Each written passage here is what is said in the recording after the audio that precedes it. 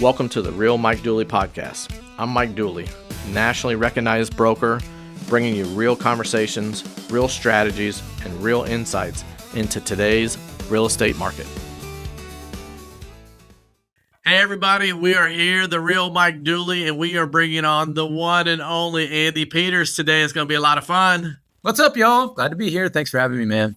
No, we're excited. And it's funny, you learned all the little podcasting tips or all little things. They keep telling me now, hang loose on my microphone. So if you see me do this, I'm trying to pay attention to rules and orders and making sure that I got my mouth where I need to be for the microphone to pick up the sound. But we're stepping up our game a little bit. We were just talking about it. I had Duly Noted podcast. I think season 1 or season 2, you were on there maybe like 8 years ago, which is wild. Yeah, I remember that. That was a lot of fun. Yeah, there's some people that said I should have kept that name going, you know? So as you know, you get branding, you get all these ideas, you get things going. So the real is kind of the play on real estate. Real Mike Duley, that fun, you know, where you see celebrities or people have the real. I don't know. We'll see. I think my wife still laughs at me. You know, what are you trying to do here?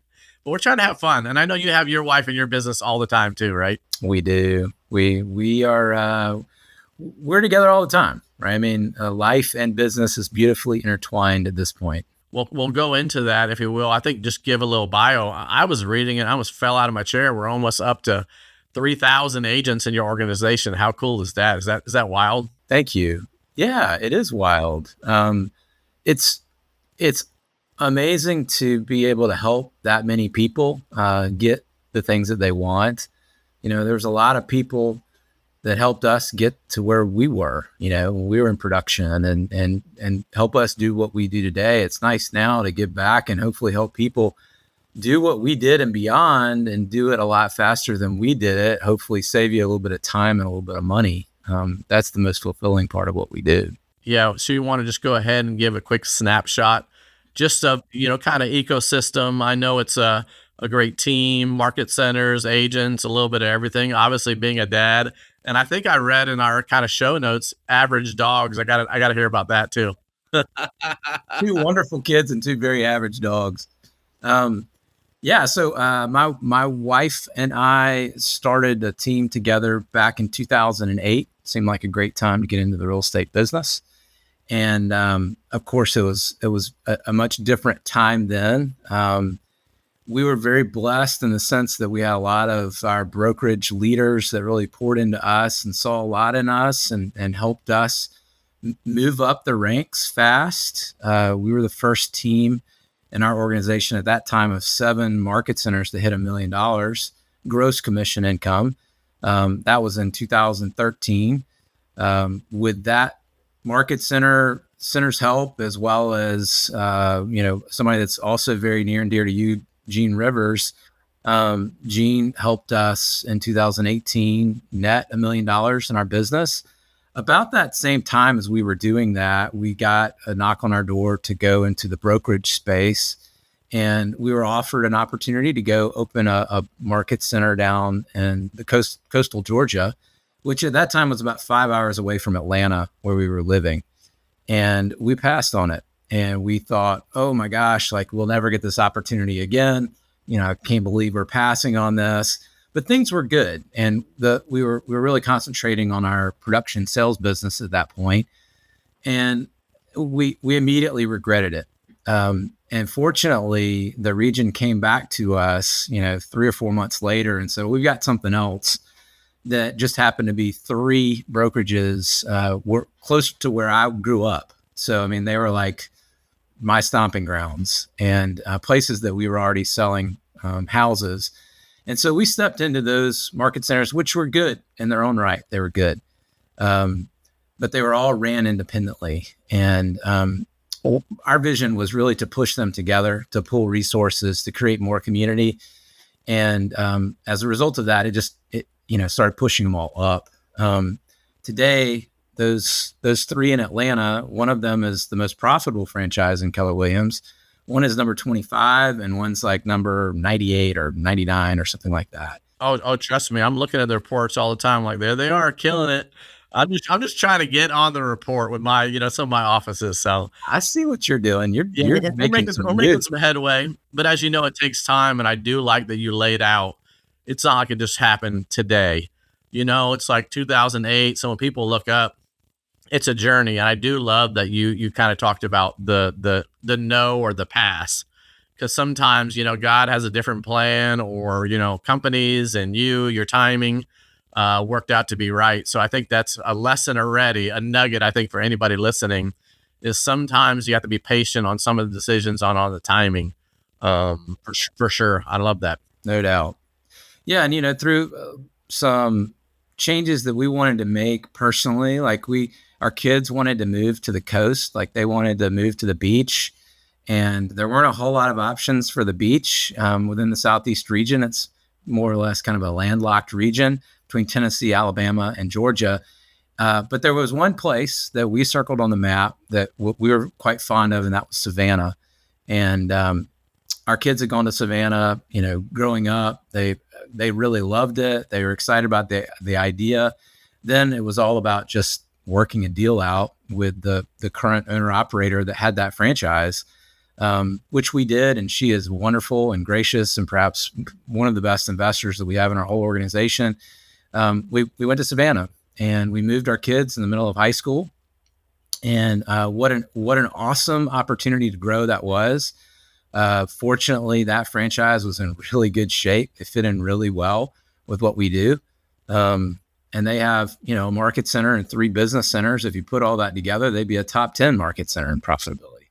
So we've just been really blessed with a lot of great franchises. We've been blessed with a lot of leaders. We develop a lot of leaders inside the organization. We're just going to continue to grow. We've since moved into the Carolinas now. We have operations in Columbia, South Carolina, Fort Mill, South Carolina, which is just south of Charlotte, and then Greenville, South Carolina, which happens to be a place that's close to our heart. We went to college at Furman University in Greenville, and so it's kind of a full circle moment to go and be involved in the real estate space there in Greenville too. So they have a pretty good basketball team too, I think. Yeah. Every now and then, I feel like they make a run. They're kind of a bracket buster, right? Yeah, more of a basketball and soccer school now. We played in the semis for the Final Four for soccer last week.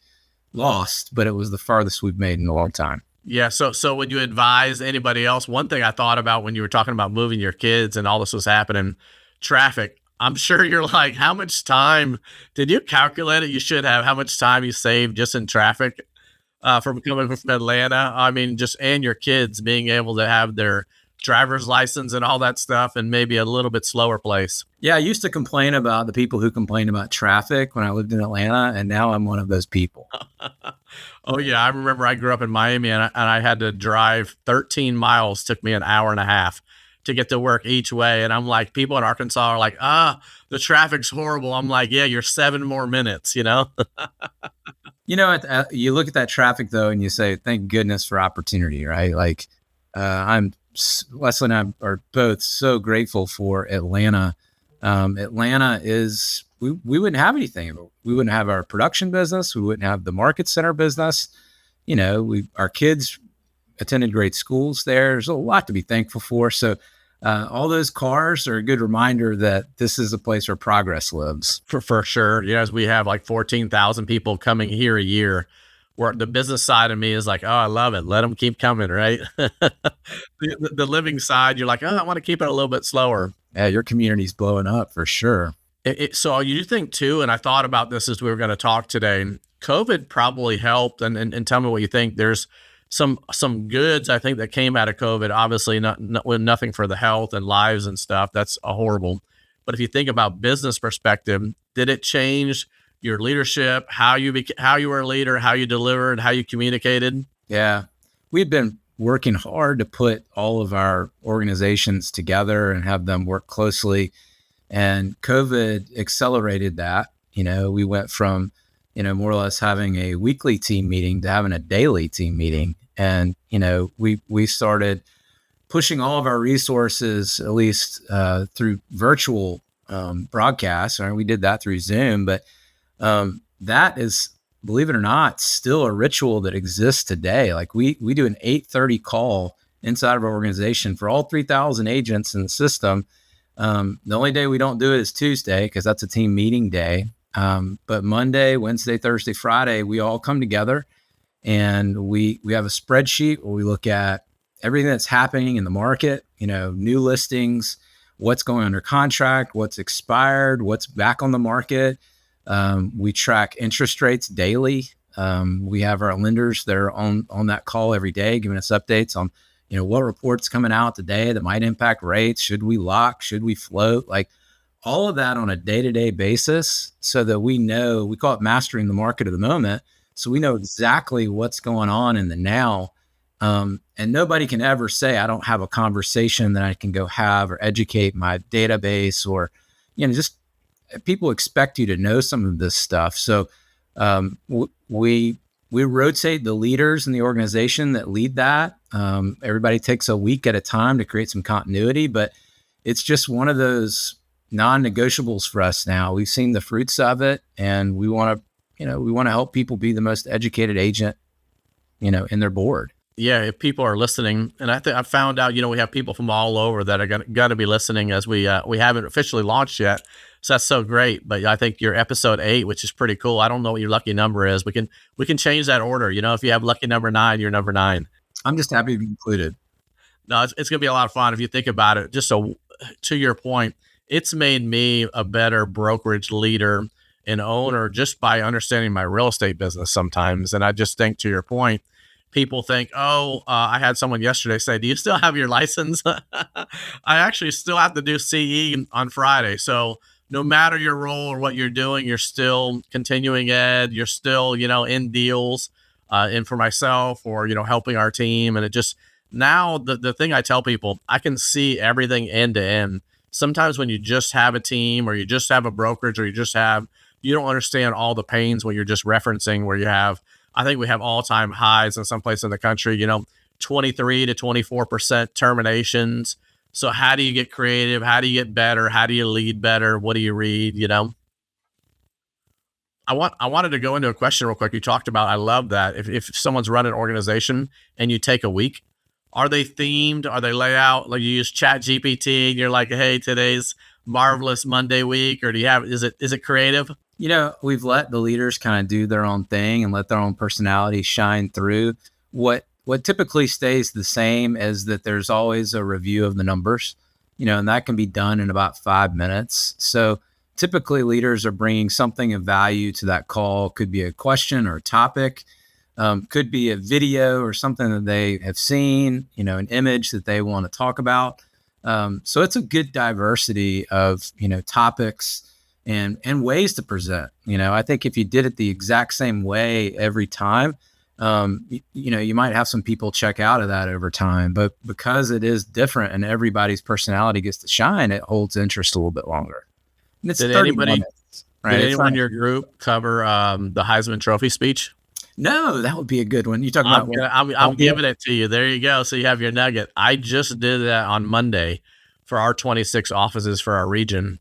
And there's so many life lessons in there. If you really slow down, it's just phenomenal. It's such well done. This is humbleness, gratefulness.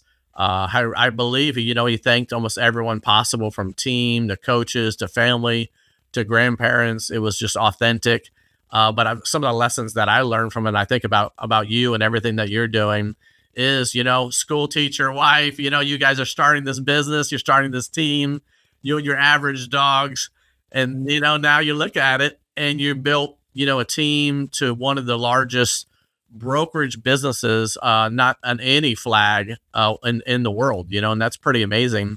But I think you've done it the right way, to your point, humbleness. And we were going to go into, if it's all right, picking leaders. So if you think about it, when you have this kind of organization, I tell my executive assistant this all the time, Michelle, she's awesome. She's great. What she does sometimes is grit her way.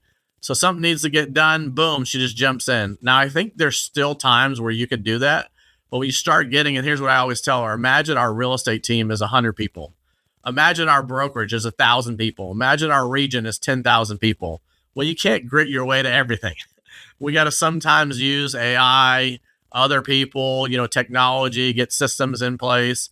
So is there a framework for you in hiring talent and having talent around you? because you've mentioned some things that you're winning at a high level, and that's got to be you're really good at picking good people. Yeah, I mean, I think good leaders are developed, right? Nobody's born with great leadership. But I think it's about what people are being influenced by, how do you hear them speak? Are they comfortable? Are they comfortable talking about success, but are they also comfortable in making sure everybody understands that success is not all about them? So I think it's, you understand how people talk to themselves by the way they talk to other people. And I think the way you talk to yourself is really important. When I look at the most successful leaders that we've had in our organization, there was definitely hints that they could do what we were asking them to do. But we also believe we got to give people space. I mean, the last thing that talented people want is to be micromanaged, and I think my job as a leader is just to kind of keep people out of the ditches. You remember that. I'm sure, Mike, you're growing up, driving your granddad's truck down the dirt roads, right? You got to stay outside of the ditches. And if they didn't drag the road right before you drove, it might get a little bumpy. But I think that's really our job, is to kind of be the granddad of these leaders and just help them use the gifts and talents that they're blessed with. And just, you're going to be a really poor version of somebody else, but you can be a great version of yourself. Be who you are. You are picked really because of your values. You were picked because you've shown some success over the course of your career. And chances are most of the people that step into leadership roles, they hadn't done the things that we're asking them to do. So we got to be able to expect that they're going to fail and they're going to, make mistakes, and all that's just part of the gig. And you got to talk about it. I mean, you got to have a high expectation, but I had probably my most famous or infamous conversation with people is, people will call me a lot of times and give me the problems, like what's going wrong or giving me bad news. And I would always ask them, well, what did you learn? And, that's a good disarming moment for people to replay that call and get something out of it. And then what happened, Mike, is that over time, as I had the pleasure of working with people and seeing them grow, when they would call me subsequently, they would say, hey, I learned something today. Like, great, what'd you fail at? But it really, we have to reframe all that, and we got to give people room to do it and be okay with it. And when things are going really well, that's when I feel like I'm the hardest on people. When things are going perhaps not so well, I think that's when I pick them up and love them. But yeah, I mean, you just, when you see people riding that bike and riding it faster and faster and faster, like, you have to keep giving them stuff, right? Whether that's things in their job or whether that's new opportunities. If you don't, they'll eventually spin out, right? They'll get bored in where they are. So the worst thing that we could possibly do, and this would be the first issue that I see, is that people may not be rocking the role they're in and they're not asking for more things, and they just start coasting. I know Michelle McBride, she has a saying. She says, you can only coast when you're going downhill. And I love that. And you see that in people. And so we've got to make sure that we're having the conversations that we need to have to make sure that this is still in alignment with what they want to do. And at the time that it's not, that's okay. Right. Let's exit with grace and figure out what's next. And that happens. So I believe it's probably aspirational to think that people are going to be with you forever. It's just, how can we all work together and you can get what you want and we can get what we want, and let's have fun doing it. Yeah. If you've ever read Traction or EOS, I don't know if you do that or not. We're doing that in our organization, and they talk about just a different seat on the bus. It still might be a great, awesome person. They're in the wrong seat on the bus. You also triggered something else. I know, buy back your time. When you talked about what'd you learn, he also says, bring me 3 solutions and which one would you pick? So it's a little bit more thought process. What are you reading right now? Oh my gosh. What are you reading right now? You got a lot of things in the hopper. What's on my desk right this second? where is my, well, they're all stacked up on my bedside table right now. Never Split the Difference. I'm kind of brushing up on some negotiation right now. I've read so many business books in the last year, and I'm really good at listening to the summaries, right? I subscribe to Blinkist, and so going and exercising, even just taking a short walk in between calls, in 10, 15 minutes, you can get the concepts from a lot of books. So I just keep a running tab of, all of the books that I subscribe to. And then I share them with people. A lot of our people have Blinkist subscriptions as well. So it's just sharing them back and forth, and they know that I listen to it. Blinkist has been a great thing for me in the last year. That's awesome. I just wrote a note of that myself too. It was funny. You were probably in this room too when Gary Keller was talking about reading a book, and he's like, well, he picks chapters or he picks sections that he's reading or want to understand. Where in the very beginning we had this mindset that we had to read it all or complete it to the end, even though we were already done with it or weren't enjoying it. So he was the first person I think I heard him say, well, stop, get rid of it, give it away, So now you give yourself grace or an opportunity to say, you know what, it's not for me or not. I'll tell you a funny story. I almost always do business books too. That's all I'm doing. But I had one, it was like billionaire mindset or billionaire something. And I was like, oh, this sounds good. And it ended up being like a romance novel. So I was getting going on my pod. I always, do rucking when I'm usually doing a podcast or a book. And I was getting going, I was getting moving. I was like, wait a minute, what did I download? What did I buy? That's the tough part whenever you can't see the cover, right? You can't look at the cover, yeah. But it's my jam. I just enjoy it. I know, and when you're working at such a high level with so many people, I know you do some fun things too. I want to share. I know guitars, a little bit of fun things you like doing, a little bit of bourbon. What are we either playing or hanging out with music wise right now? Yeah, I know you're into the bourbon as well. So my favorite band right now is some guys called the Future Birds. They're out of Athens, Georgia. They're just kind of a fun jam rock band, kind of alternative. And our whole family is kind of into them now. But I'm from Macon, Georgia originally, so it's hard for me not to be an Allman Brothers fan. I've read every published book about the Allman Brothers, and I'm just a mega fan, right? So it's hardly a day that goes by where I'm not listening to something from the Allman Brothers, and that influences a lot of my, interests musically. But yeah, collect guitars, collect bourbon. I don't buy as much bourbon as I used to, but I bought it a lot over the last 5 years. And so I've got plenty to last a couple lifetimes now. And then I collect sports cards, which a lot of people don't know that about me, but I have been collecting sports cards since 1986. And my dad and I collected, and, it's just one of those things that he and I did together, and none of my kids are interested in it. So I'm hoping maybe we'll have a grandkid one day that shows some interest in sports cards, because he or she will have a great collection one day. They will be very rich from that, right? So I'm sure there's some tax strategies around cards or certain pieces. Do you have any of them insured? Oh, yeah. Definitely. My brother and I, we did a lot of it. We had Mark McGuire's, all this, 89, 90, 91. We were in it. He just told me recently we still have some of those cards. He just happens to have them, and I don't have them actually. So smart on his. But what brought it up, I don't know, you've probably seen it on social media.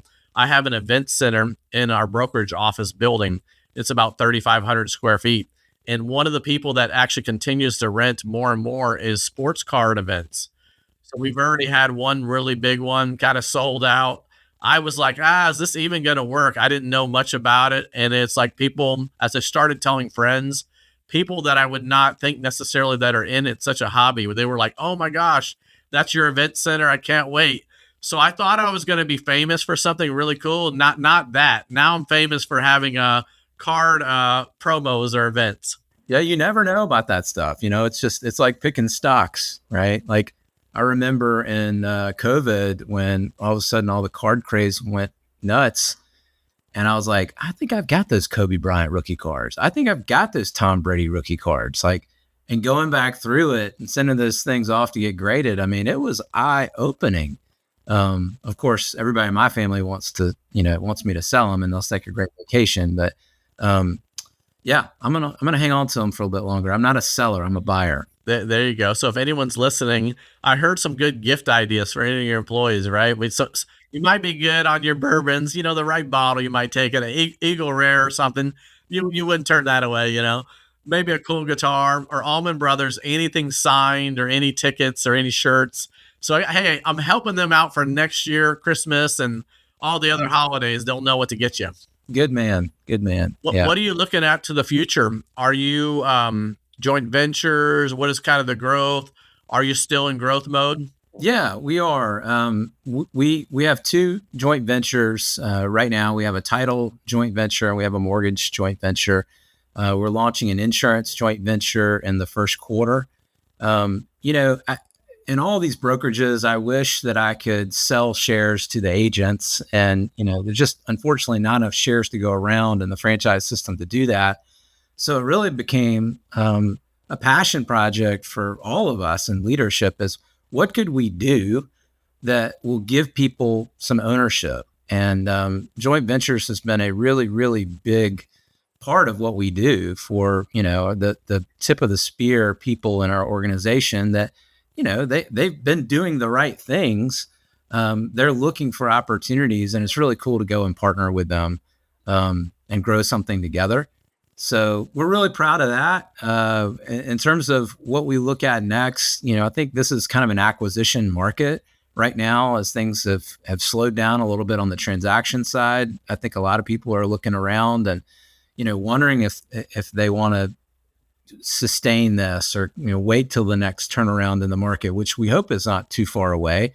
But there's timing issues, right? And so we're continuing to have conversations with investment groups and owner operators that have a desire, and if it fits in with our footprint and our model and the things that we want to do, and most importantly, Mike, it's like, is it a place where we want to go? Because when I look at my time and what I enjoy doing, I don't want to be in the car all the time, and so I've got to be really motivated to go there. And it's not like I'm the savior of brokerages. I'm not suggesting that, but that is a really important part of my decision-making process is this a place that I really would want to go, and we're blessed with some great locations. There's some other ones that I would probably like to be in. But they're all motivated by their places that I enjoy. That's awesome. When I think about it too, and you talked about joint ventures, which we could have a whole show on the ones that have failed that I have done. But I have, like, to your point, what is the lesson? What have I learned? And, and one of the things that we all talked about, Gene Rivers, he's awesome. And one of the things he planted a seed with me, I love. He said, Mike, slow down, have a net profit number. So an example, any business you're going to do, will it net profit, just picking a number, $250,000. If it won't net profit that, then it has to be a no. And that's what you have to think about too, is you have to take the emotions of, I love the location, I love the people, I love all that stuff. As an example, I had a staging company. I wasn't passionate about it. I wasn't the right fit. And when I really looked at the numbers and the analytics, we were like net profiting like $100 a unit. What was our opportunity cost if you really looked at it? And he's like, well, there's your answer. And one other thing and I don't know if you use this rule or not, I attempt to do this more and more. Craig Zuber's talked about it. Jordan Freed's talked about it. A lot of great coaches out there, is the 10-year letter. So writing it to yourself, and I know you talked about your kids, what does it look like 10 years from now? Maybe they're running the organization. Maybe they're not running the organization, but they're doing what they want to do, passion, and can our organizations fund what they want to do? So those are things that I'm always thinking about. I know you have a beach place, and I do not want to be on another podcast with you saying I do not have a beach place. Hopefully this is happening in Q1 or Q2. I'm finally excited about it, but it's taken a while, but that's part of Cody's 10-year letter. She loves her toes in the sand. How do we spend 3 to 4 weeks in there? Do you have a process in there? You talked about it's got to be a place that you go. Do you have any other thought process that says, and I know that's a hard question, but we're starting to get to the ages too. I know your kids are a little bit older than mine right now, where you're going, okay, will they be in the business? And we know other leader friends of ours are going, okay, can that cash pay off things that they can do, right? Yeah. You mentioned Craig Zuber.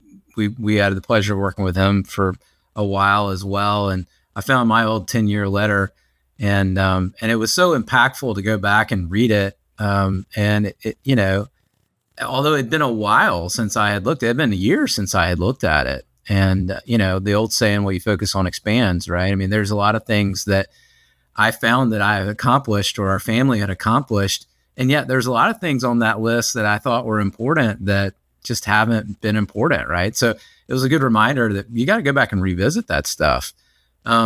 It's funny. I said this on another podcast that I was on, and, you know, we talked about moving to Savannah, and our kids wanted to move and all of that. I think that's been, my son's at SMU right now. My daughter, he's a freshman, and my daughter is a junior, and, you know, they're interested in all the things, right? I think that my son had to go away to Texas to kind of realize how cool Georgia was. So he's learning that. But he's also going off to Texas and been exposed to commercial real estate in ways that I probably wouldn't have been able to deliver for him, right? So he's developing a level of real estate in perhaps a different zip code or vein than I would have been able to give to him. And I'm grateful for that, because who knows where that goes. And if he chooses real estate or she chooses real estate, that's great. And if they don't, that's okay too. You know, I think we have to think with developing leaders inside of our organization, and to be real honest, like, that could be your kids, right?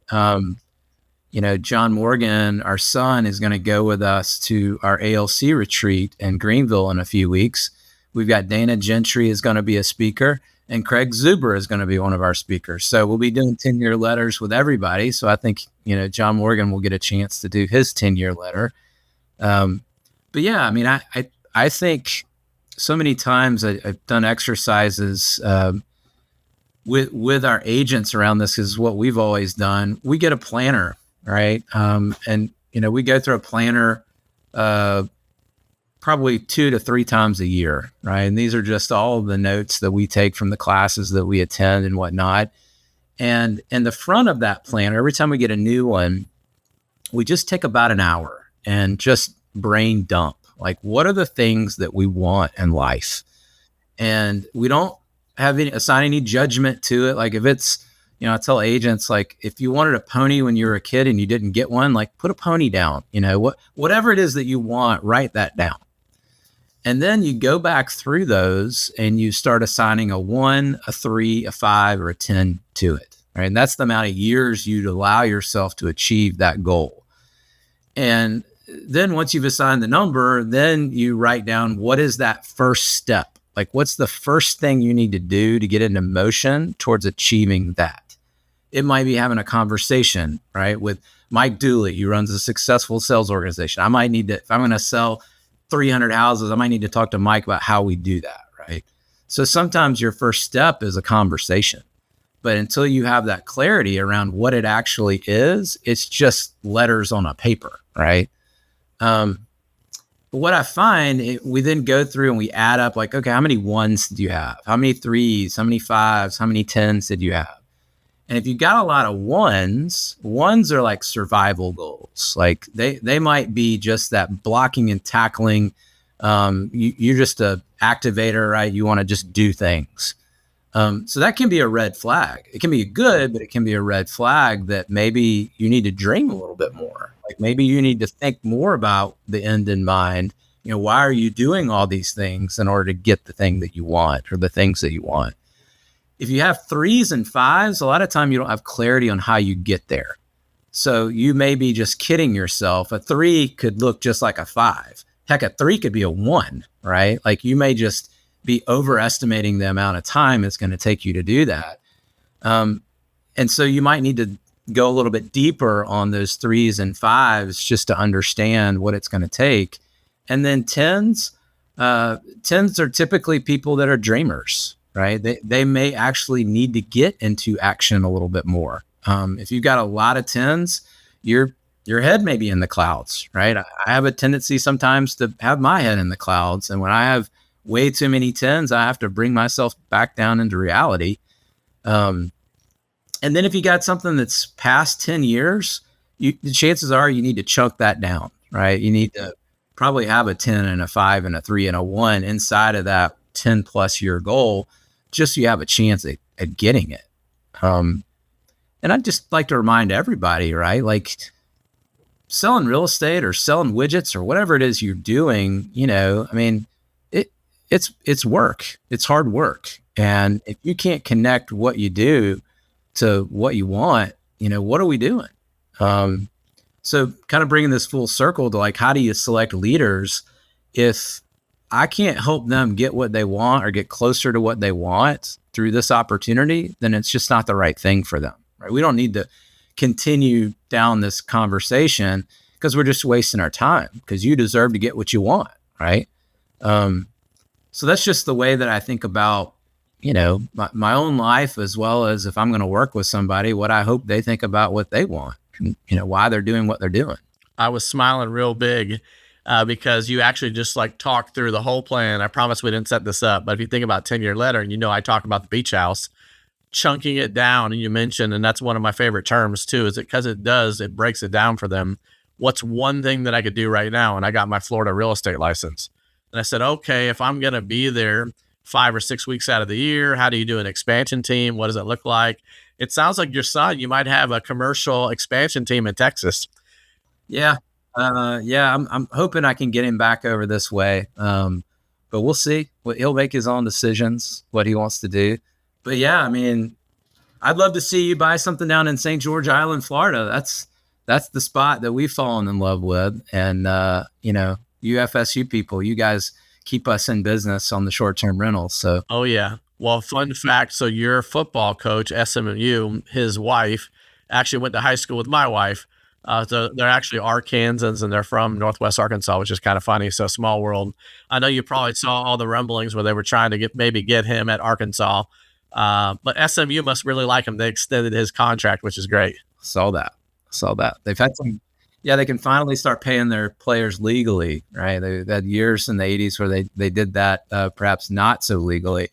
But yeah, now they've got lots of oil money for sure. Oh, for sure. I've seen the TikToks where they talk about what does your parents do? And they're like, oh, they own 100 horses in Dubai or whatever. I don't know if some of them are fake or not, but I die laughing when I see those.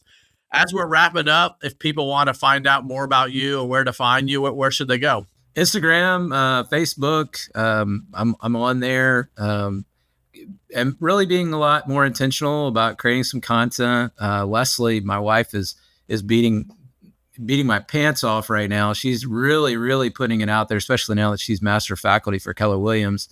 But yeah, we're both engaged in that. How do we help people and just share some of the lessons, things we've learned through the years. So a lot more to come on that too. Are you in Substack? Do you have a Substack page? No, I'm not. Like you when you came out with yours, I was like, oh, this is cool. I got to learn this. They should start paying me $1 every time I say Substack, But I have this dream that Gary V, when he comes to Atlanta, that's going to be, I know you're excited about that in February. He's going to talk about Substack and other things. I see him on there. The way I best explain it, it's almost like LinkedIn, but more fun, maybe like Instagram, but you're finding other thought leaders and you can kind of just get it out there. And I said, to your point, I just want to keep pushing content out there all the time. I led a regional call for California yesterday. I was with some of them and I was spending time with them. And the same thing, I asked them who knows Substack or who has one. Not a person really raised their hand in there. So if you think about it too, we want to be thought leaders in our space. And I love that you said, this is business, right? There's other widgets, there's other things, because it's going to transpose. I heard someone say that the average house is $66,000 in commissions. But if you look at it, we only talk about the real estate agent. And what you and I have learned, insurance people, you can make 12% annually every single time on that same policy, where you can only sell a house really once unless they're going to move again. But if they're going to refi, they might do that, 3X or 4X what you would do in transition of real estate. So that's a huge win. I love that. No doubt. Any last thoughts? Anything we did not cover, we should have covered? Perhaps the best advice that I received was from one of our mentors, Bob Klinsky. He said, you just got to decide who you want to be when you grow up. Where do you see that thing? Where is the person that's doing the things that you want to do? Because you know, what you see, you can achieve. And so many times, again, back to this idea of my head's in the clouds, like if you can't figure out a way to chunk that down, to get the action items to do it, you're probably not going to achieve it. So you choose your mentors wisely, and I see agents sometimes say, well, I'd really like to be with this person, or I'd like to be coached by this person. And, I'm like, well, why would you stop? Oh, they'd never coach me. I'll be honest, Mike, like we had to work our way into most of the coaching relationships we've had, whether that was Gene Rivers, whether that was Abe Shreve, whether that was Craig Zuber, Diana Kokoska and Tony DeCello, like all of these relationships, they had to start personally before they became business, right? So you got to decide, what do you want? Who do you want to be when you grow up? Who's got that? Earn the right to be in a relationship with the people that you need to, so that you can achieve the things you want to achieve. That's a huge lesson. And I 100% agree. Me too. I had to sometimes claw and fight and battle. I think that's part of the process you mentioned it. It's a relationship. I think sometimes people think, oh, I put it out in the atmosphere and this person's going to reconnect with me. No, they don't have a relationship with you. They don't know people at a high level, all the coaches you just mentioned. They want to be able to help someone. They want to have continuity. They want to have fun. A lot of them, as you know, don't need the money. And I think more it's about fun. And it's about, are they going to enjoy the relationship and enjoy growing this person? And I think when you start getting high level coaches, and we've heard Gary Keller say this too, he also picks his mentors. Some of them he might never talk to in a two-way conversation, but he's listening to them or reading their books, and he's going to pick categories. Warren Buffett talks about financial. He likes that category, but not other ways. He looks for other mentors. Maybe it's, God, religion, family, marriage. He grabs other mentors. And I think that's important, as you just mentioned, having multiple coaches. So, well, we've loved having you on The Real Mike Duley. Thank you so much. We know you got a lot going on. Safe travels. Excited to see you continue to grow, and hug Leslie for us and your whole family. We're going to dead on. We always say we're going to get together, and it never happens. And now she's saying she might not come to family reunion. Unfortunately, our youngest daughter, she only has 3 cheerleading events a year. And this, like during those 4 days is when this cheerleading event is in Oklahoma City. So we'll see what happens. They only last about 9 seconds, but it's like, okay, well, we gotta be there. We gotta be involved and do that. So I did want to say too, thank you to our sponsor, Mutual Omaha Mortgage. We truly appreciate you guys sponsoring the show and hanging out with us. But thank you so much. We appreciate it, Andy. Thanks, Mike. Enjoyed it. Take care, y'all. Thanks for listening to the Real Mike Duley podcast. Subscribe, share, stay real. I'm Mike Duley. Until next time.